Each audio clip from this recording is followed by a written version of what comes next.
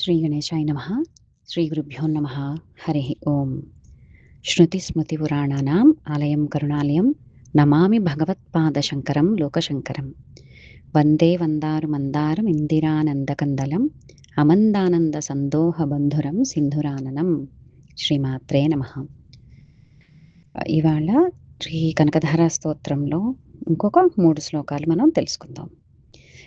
అయితే ఇందులో ఏంటంటే చాలా మటుకు శ్లోకాలు మనకి పైకి కిందకి ఉంటూ ఉంటాయన్నమాట. There is no proper format అనుకోండి. నేను స్తోత్రనిధిలో ఉన్న ఆర్డర్ ప్రకారం ఫాలో అవుతున్నాను. ఎలా చదువుకున్నా కూడా అది పర్వాలేదనమాట. మనకి ఎంఎస్ సుబ్బలక్ష్మి గారిది ఒక రకంగా ఉంటుంది. స్తోత్రనిధిలో ఒకలా ఉంది. ఇంకా రకరకాల రిఫరెన్సెస్‌లో రకరకాలుగా ఉందనమాట ఆర్డర్. ఈ 2 విశ్వామరేంద్ర, ఆమెలితాక్ష అటు ఇటు అవుతూ ఉంటాయన్నమాట. బట్ ఎలాగున్నా పర్వాలేదు. ఇంకా ఈరోజు 4వ శ్లోకం ఏంటంటే, ఆమీలితాక్షమధిగమ్య ముదా ముకుందం ఆనందకందమనిమేషమనంగతంత్రం ఆకేకరస్థితకనీనిక పక్ష్మనేత్రం భూత్యై భవే మమ భుజంగ శయాంగనాయాః. అంటే ఏంటంటే, యోగ నిద్రలో ఉన్న శ్రీ మహావిష్ణువును ఆనందంతో దర్శిస్తూ ప్రేమపూర్వకంగా తన అర్ధమూసిన నేత్రాలతో ఆమీలితాక్షం అన్నమాట చూసే లక్ష్మీదేవి యొక్క ఆ కరుణామయమైన చూపు నాకు ఐశ్వర్యాన్ని ప్రసాదించుగాక. అంటే ఆమె నేత్రాలు ఏంటంటే ప్రేమ, దయ, మాధుర్యం ఈ మూడిట్లోనూ నిండి ఉంటాయట. ఆదిశేషునిపై శయనించే శ్రీహరికి ఎంతో ప్రియం ఆ దేవి. ఆ దేవి యొక్క కటాక్షం నా జీవితంలో శుభాలను కలుగజేయుగాక. అలాగే ఒకటే కాన్సెప్ట్ త్రూఅవుట్ కనకధార మనకి ఒకటే కాన్సెప్ట్ ఏంటంటే, లక్ష్మీదేవి చూపు అనేది కేవలం బాహ్య సంపదకు మాత్రమే సంకేతం కాదనమాట. అది మనకి మనసులో ప్రశాంతత, భక్తి, జ్ఞానం, సంతృప్తి అనే నిజమైన సంపదలు కూడా ప్రసాదిస్తుంది. తర్వాత బాహ్వంతరే మధుజితశ్రిత కౌస్తుభేయా హారావళీవ హరినీలమయీ విభాతి కామప్రదా భగవతోపి కటాక్షమాలా కళ్యాణమావహతు మే కమలాలయాయాః. అంటే మధుసూదనుడైన శ్రీ మహావిష్ణువు వక్షస్థలంలో ఉన్న కౌస్తుభమణి పక్కన నీలమణులతో చేసిన హారంలా ప్రకాశించే శ్రీ మహాలక్ష్మీదేవి యొక్క కటాక్షమాల నాకు మంగళాలను ప్రసాదించుగాక. భగవంతుడైన శ్రీహరికి సైతం ఆనందాన్ని ప్రసాదించే ఆ కమలాలయ దేవి యొక్క దయాదృష్టి నా కోరికలను ధర్మ మార్గంలో నెరవేర్చుగాక. ఇక్కడ మనం గుర్తుపెట్టుకోవాల్సింది ఏంటంటే, ధర్మ మార్గంలో అన్నది అండర్లైన్ చేసుకోవాలన్నమాట. ఏవో పనులు చేసేసి అధర్మంగా కనకధార చదివేస్తాను 40 రోజుల పాటు ప్రతి శుక్రవారం నిష్టగా అంటే అది మనకి ఎలాగా ఉపయోగపడదనమాట. ఓన్లీ ధర్మ మార్గంలో చేసేవి మాత్రమే అమ్మ కరుణిస్తుంది. అయితే మనకి ఎప్పుడు జనరల్‌గా ఒక డౌట్ వస్తూ ఉంటుంది కదా! మరి ఇవేమీ చేయకుండానే కొంతమంది చాలా గొప్పవాళ్ళుగా ఉంటున్నారు. వాళ్ళు అధర్మాలు చేసిన వాళ్ళు, పాపాత్ములు చాలామంది ఉన్నారు అంటే, వాళ్ళు ఇది మనకి ప్రవచనకర్తలు సామవేదం వారు గాని, చాగంటి గారు గాని వీళ్ళు చాలామంది చాలా సార్లు చెప్పారు. ఏంటంటే, వాళ్ళు ప్రస్తుతానికి ఖర్చు పెట్టుకున్నది కిందటి జన్మలో వాళ్ళు ప్రోగు చేసుకున్న పుణ్యం అనమాట. అలాగని ఇప్పుడు ఈ కర్మ ఈ జన్మతో వాళ్ళకి బ్యాలెన్స్ ఔట్ అయిపోతుంది. అలాగే అందుకని మనం ఎప్పుడు కూడా ఒక కాన్షియస్ ఇప్పుడు కాకపోతే రేపొద్దునైనా మనకి వస్తుందనమాట. ఇది ఇలా మనం పోగు చేసుకుంటూ ఉండాలి. ఇది మన కర్మ.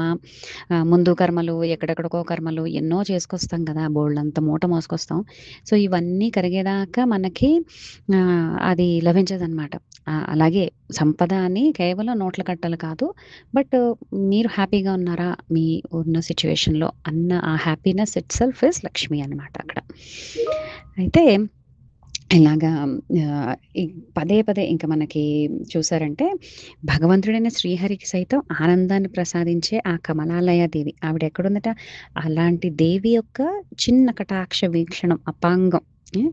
మనం సౌందర్యలహరి 6వ శ్లోకంలో చూసుకుంటే కూడా ధనుఃపుష్పం మౌర్వి మధుకరమయీ పంచవిసికాః అని వీళ్ళుంటారు కదా! మన్మధుడిని శివుడు భస్మం చేసేసినప్పుడు ఆయనకి శరీరం ఉండదు. ఆయన ఎంత బలహీనంగా ఉంటాడంటే శరీరం ఉండదు. ఆయన వసంతుడనమాట. ఆయనకి సామంతుడు. Spring season. అలాగా ఆయన బాణాలేంటిట 5 పువ్వుల బాణాలు. ఇంత వీక్‌గా ఉండే మన్మధుడి మీద అమ్మవారి అపాంగ కరుణ ఉంది కాబట్టి, ఆయన ఎన్నో జయిస్తున్నాడనమాట. అందరికి శాంతిని చేకూరుస్తున్నాడు. మన్మధుడే కదా! ఎక్కడ చూసినా కూడా మనకి that is the basic thing. పెళ్ళిళ్ళవ్వాలన్నా, పిల్లలు పుట్టాలన్నా ఏవన్నా ఆయన దయ ఉంటేనే కదా! మనకి జనరల్‌గా లోకంలో కూడా ప్రేమ, శాంతి అన్నీ రావాలంటే ఆయన. అలాంటిది ఒక శరీరం లేని మన్మధుడు ఇవన్నీ చేయగలుగుతున్నాడంటే కేవలం అమ్మవారి కటాక్ష వీక్షణాలనమాట. అలాగే ఇందులో కూడా మనకి ఈ పేద బ్రాహ్మణ స్త్రీ ఆవిడేమీ పెద్ద పెద్ద చక్రవర్తి అదేమీ కాదు. ఒక చిన్న ఉసిరికాయ, ఎండిపోయిన ఉసిరికాయ వేసిందంతే. ఆవిడని అమ్మవారి కంటి చూపు అలా చిన్న చూపు పడింది అంతే. ఆవిడ ఎంతో ధనవంతురాలైపోయింది. అంటే అమ్మవారి అనుగ్రహం లభిస్తే సాధారణమైనది, అతి సాధారణమైనది కూడా దివ్యమైనదిగా మారుతుందట. ఆహ్, సో, ఇందులో ఇంకొకటేంటంటే అలాగా స్వామివారి దగ్గరుంది అని పదే పదే చెప్పడంలో భగవంతునికి కూడా ఆనందాన్నిచ్చే శక్తి శ్రీ లక్ష్మీదేవనమాట. ఆమె అనుగ్రహం ఉంటే జీవితం సమతుల్యంగా, శుభప్రదంగా మారుతుంది. అంటే మనకొక బ్యాలెన్స్ వస్తుందనమాట లైఫ్‌లో. తర్వాత 6వ శ్లోకం. कालाम्बुदाळि ललितोर्रसिकैटभारेः धाराधरे स्फुरति या तडिदङ्गने वा मातुः समस्तजगतां महनीयमूर्तिः भद्राणि मे दिशतु भार्गवनन्दनायाः.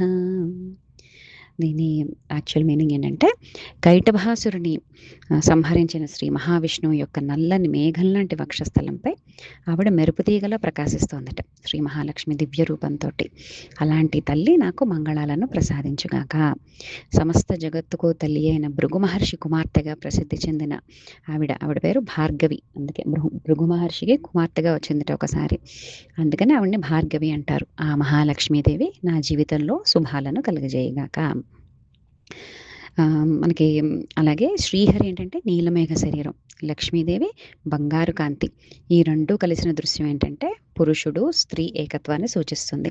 మళ్ళీ మనం వెనక్కి వెళ్తే సౌందర్యలహరికి శివశక్త్యాయుక్తో అర్ధనారీశ్వర స్వరూపం అనమాట.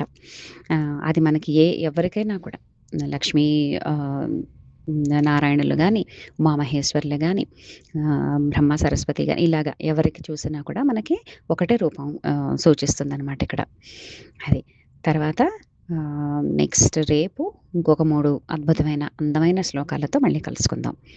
అంతవరకు ఈరోజు శుక్రవారం కూడా వీలైతే ఒకసారి కంప్లీట్‌గా కనకధార చదువుకునే ప్రయత్నం చేయండి. మంగళం మహత్. లోకా సమస్తా సుఖినో భవంతు. సర్వం శ్రీమాతా చరణారవిందార్పణమస్తు. స్వస్తి.